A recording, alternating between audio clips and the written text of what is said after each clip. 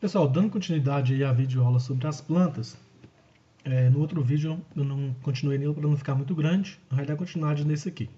Ainda sobre a introdução, pessoal, sobre as plantas, vamos fazer a comparação breve aqui sobre a célula animal e a célula vegetal.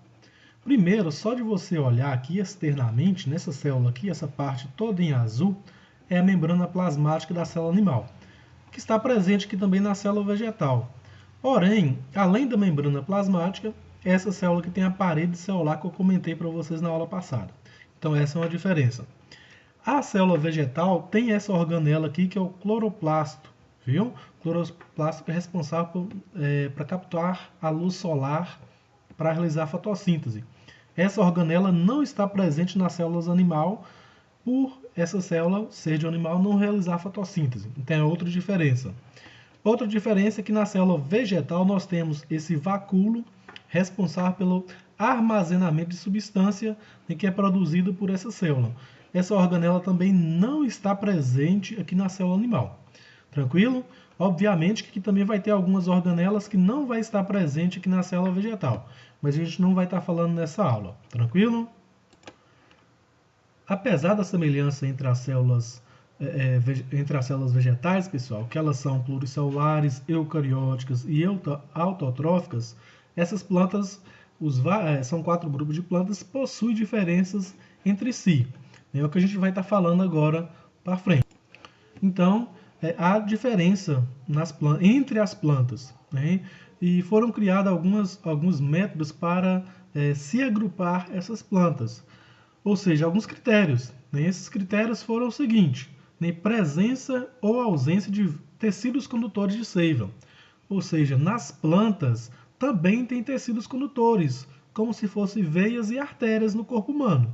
Só que lá nas plantas não é veia nem artéria. Né? Elas têm xilema ou floema. Algumas plantas vai ter esse tecido condutor, outras não, que a gente vai ver logo em seguida. Então, o tecido condutor é uma forma de agrupar as plantas. Outra forma de agrupar são as plantas com sementes. Ou seja, nós temos plantas que têm sementes, outras plantas não têm semente. A presença do fruto. Né? Algumas plantas possuem o fruto, a outras plantas não vai ter fruto. Nas plantas que possuem o fruto, esse fruto serve para atrair seres que vão espalhar a semente dessa árvore por toda a floresta. Então é uma forma de polinização dessas plantas que têm o fruto. As plantas que têm fruto são bem mais desenvolvidas, conseguem se espalhar com mais facilidade por várias regiões. Então, de acordo com essas características aí para agrupamento das plantas, com tecidos condutores ou não, com sementes ou sem sementes, e com fruto e sem fruto, as plantas estão agrupadas em 4 grandes grupos, que são as briófitas, que são plantas avasculares, nós vamos falar logo em seguida, as ptiridófitas, é um pouquinho complicado, mas é ptiridófitas que pronuncia. Nós temos as gimnospermas e as angiospermas, totalizando os 4 grupos: briófitas, ptiridófitas, gimnospermas e angiospermas. Estão em ordem aqui de surgimento, da planta mais simples até a planta mais complexa, com estruturas mais complexas. Agora que nós já vimos os 4 grupos de plantas, eu vou falar um pouquinho sobre cada uma delas, que vai estar cobrando as atividades.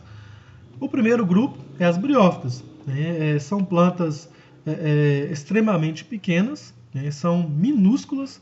Tem a imagem aqui que é de um musgo, essa imagem está muito ampliada, né? Não é um tamanho real. Esses musgos são muito pequenos.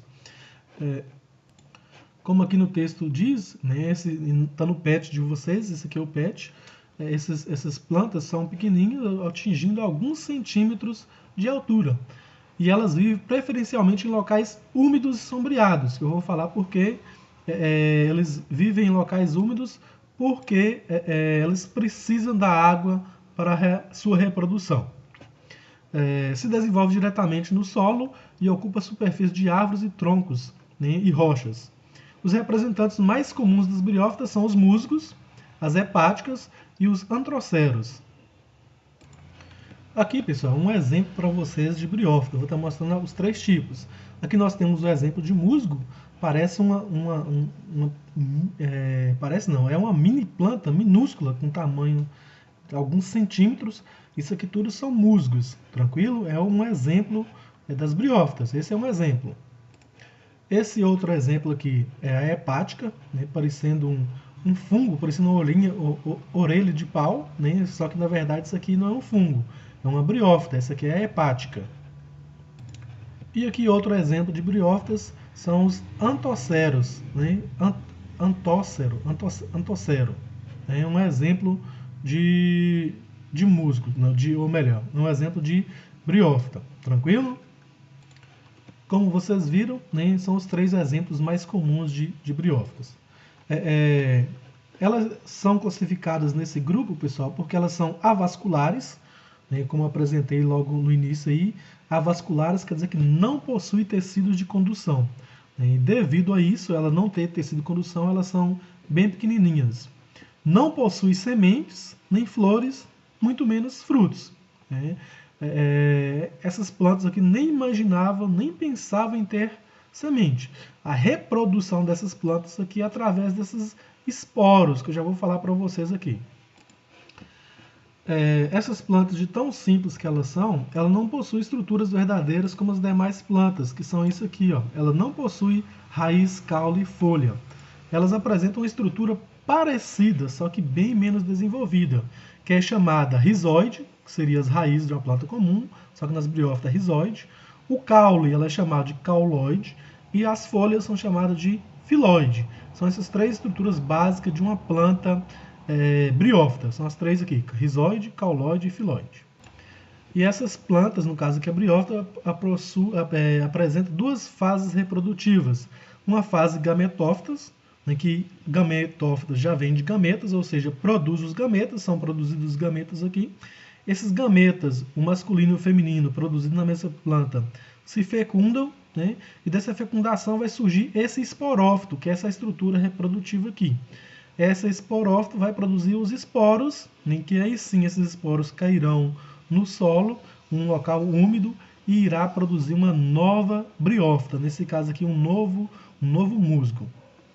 Então eu já vou finalizar esse vídeo aqui falando um pouquinho da introdução das plantas e finalizando com as briófitas. Teremos outros vídeos falando sobre os demais grupos de plantas.